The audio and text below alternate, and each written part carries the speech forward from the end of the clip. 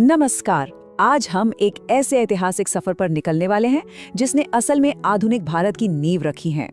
भारतीय रेलवे का 190 साल का सफर। देखिए, ये सिर्फ लोहे की पटरियों और इंजनों की कहानी नहीं है, बल्कि ये एक पूरे राष्ट्र के जुड़ने और उसके विकास की कहानी है।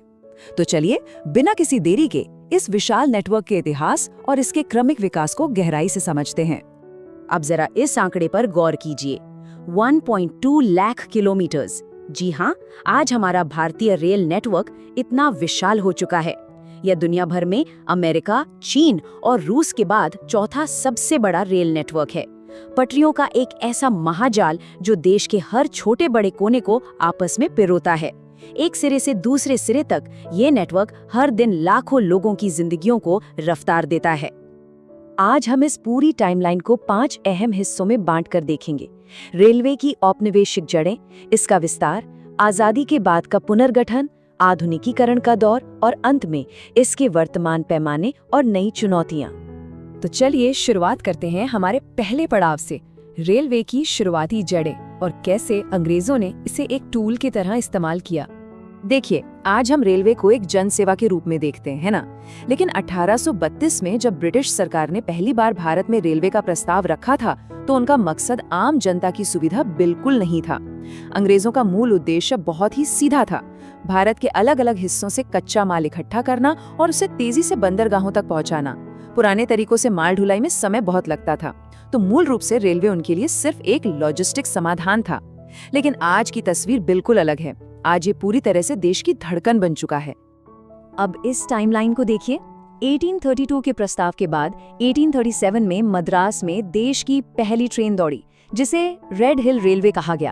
आपको जानकर शायद हैरानी हो कि आर्थर कॉटन ने इसे गोदावरी नदी पर बांध बनाने के लिए ग्रेनाइट धोने के लिए शुरू किया था। लेकिन सबसे बड़ा ऐतिहासिक पल 1853 में आया। लॉर्ड डलहौजी के प्रयासों से बॉम्बे से ठाणे के बीच 34 किलोमीटर का सफर तय करने वाली पहली पैसेंजर ट्रेन पटरी पर उतरी।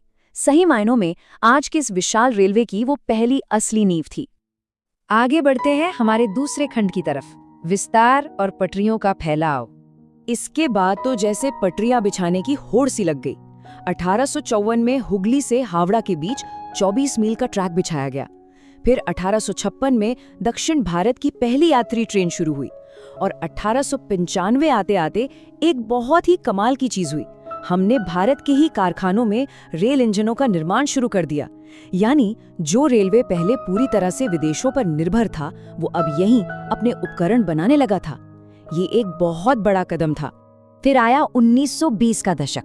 ये वो समय था जब रेलवे में स्टैंडर्डाइजेशन शुरू हुआ। दुर्घटनाएं कम करने के लिए 1920 में बॉम्बे में इलेक्ट्रिक सिग्नल सिस्टम लगा। 1925 में देश का पहला रेल बजट पेश हुआ और उसी साल बॉम्बे और कुर्ला के बीच देश की पहली इलेक्ट्रिक ट्रेन भी चली। और एक दिलचस्प बात बताऊं, उस समय राष्ट्रवादी आंदोलनों और बहिष्कारों की वजह से अंग्रेजों को भारी आर्थिक नुकसान हो रहा था। लेकिन इसके बावजूद 1929 तक ये नेटवर्क 66,000 किलोमीटर तक फैल चुका था। अब आते हैं तीसरे और बहुत ही महत्वपूर्ण दौर पर, आजादी के बाद का पुनर्गठन। बिखरे हुए भारत को एक करना। जब देश आजाद हुआ तो रेलवे के सामने सबसे बड़ी चुनौती थी अलग अलग और बिखरी हुई क्षेत्रीय लाइनों को एक करना। 1951 में जोनल पुनर्गठन का काम शुरू हुआ। सबसे पहले दक्षिणी, फिर सेंट्रल और वेस्टर्न रेलवे जोन बनाए गए। अगले ही साल 1952 में उत्तरी और पूर्वी रेलवे जोन भी जुड़ गए। इस पूरे प्रशासनिक ढांचे को मजबूती देने के लिए आखिरकार 1954 में रेलवे बोर्ड का गठन किया गया। सब कुछ एक सिस्टम में लाया जा रहा था और प्रशासन के साथ साथ आम आदमी का भी ध्यान रखा गया। इस टेबल को देखिए। 1956 में सरकार ने यात्रा को पूरी तरह से लोकतांत्रिक बना दिया। किरायों को बहुत ही स्पष्ट रूप से तय किया गया। फर्स्ट क्लास के लिए 30 पैसे प्रति मील, सेकंड क्लास के लिए 16 पैसे और थर्ड क्लास के लिए सिर्फ 9 पैसे प्रति मील। इस किफायती सिस्टम ने पक्का किया कि रेल का सफर सिर्फ अमीरों के लिए नहीं, बल्कि समाज के हर तबके के लिए सुलभ हो। 1950s के दशक में सिर्फ ढांचे पर ही नहीं, यात्रियों के सम्मान और उनकी सहूलियत पर भी जोर दिया गया। 1954 में थर्ड क्लास डिब्बों में सोने के लिए स्लीपर कोच आ गए।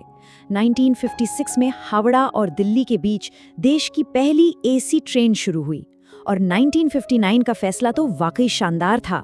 सभी यात्री डिब्बों में पंखे और लाइट की सुविधा अनिवार्य कर दी गई।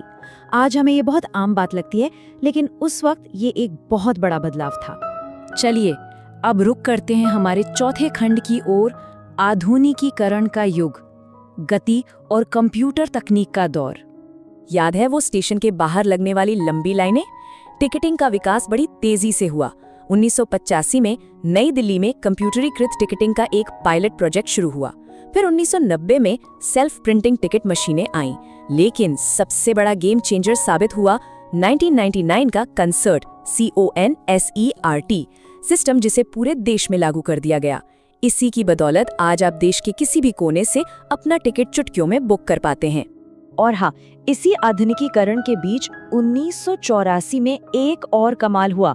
कोलकाता में देश की पहली मेट्रो दौड़ पड़ी। इसे भारत में ट्रांसपोर्टेशन के क्षेत्र में एक वास्तविक क्रांति माना गया। इसी ने तो भविष्य के शहरी परिवहन की मजबूत नींव रखी थी। अब थोड़ी रफ्तार की बात कर लेते हैं। रेलवे ने स्पीड के मामले में भी बड़े कीर्तिमान रचे हैं। 1988 में भारत की पहली हाई स्पीड ट्रेन शताब्दी एक्सप्रेस नई दिल्ली और झांसी के बीच शुरू हुई, और फिर तकनीक बढ़ती गई और 2016 में गतिमान एक्सप्रेस ने 160 किलोमीटर प्रति घंटे की रफ्तार से पटरियों पर दौड़ लगाकर एक नया रिकॉर्ड बना दिया। और अंत में हमारा पांचवां और आखिरी खंड, वर्तमान पैमाना और इसके सामने खड़ी विशाल चुनौतियां। आज के समय में भारतीय रेलवे मुख्य रूप से इस तरह बटा हुआ है। एक तरफ है पैसेंजर ट्रेनें, जो हर छोटे स्टेशन पर रुकती हैं और जिनका किराया सबसे कम होता है। वहीं दूसरी तरफ मेल और एक्सप्रेस सेवाएं हैं, जो तेज चलती हैं, प्रीमियम हैं और उनका किराया ज्यादा होता है।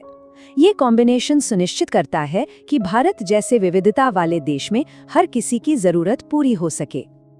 और अब जरा इस नंबर को देखिए, 13,169। भारतीय रेलवे हर एक दिन इतनी पैसेंजर ट्रेनों का संचालन करता है। जरा सोचिए, हर दिन 13,000 से ज्यादा ट्रेनें पटरियों पर दौड़ रही हैं।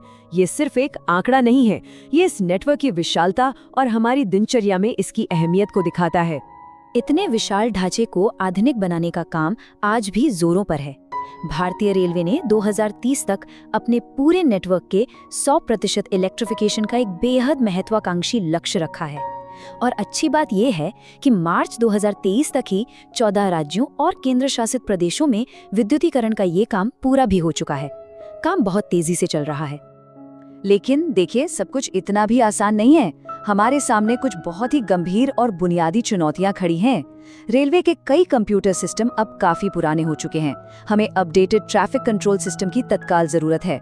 और सबसे बड़ी चिंता का विषय है एंटी कोलिजन यानी टक्कर रोधी उपकरणों को लागू करने में हो रही देरी। इन्हीं कमियों की वजह से कई बार दुर्भाग्यपूर्ण और घातक दुर्घटनाएं सामने आती हैं। सुरक्षा से जुड़े इन पुराने ढर्रों को बदलना आज समय की सबसे बड़ी मांग है। तो इस पूरी चर्चा के बाद हम एक बहुत ही अहम सवाल पर आके खड़े होते हैं। क्या आधुनिकीकरण की ये तेज रफ्तार लगभग 2 सदी पुराने इस इंफ्रास्ट्रक्चर की उम्र और उसकी कमियों को मात दे पाएगी? क्या हम नई तकनीकों को इतनी तेजी से लागू कर पाएंगे कि वे पुरानी खस्ताहाल व्यवस्थाओं की जगह ले सकें? ये एक ऐसा सवाल है जो इस ऐतिहासिक नेटवर्क के भविष्य को पूरी तरह से तय करेगा। इस दिलचस्प सफर में हमारे साथ जुड़ने के लिए आपका बहुत बहुत धन्यवाद।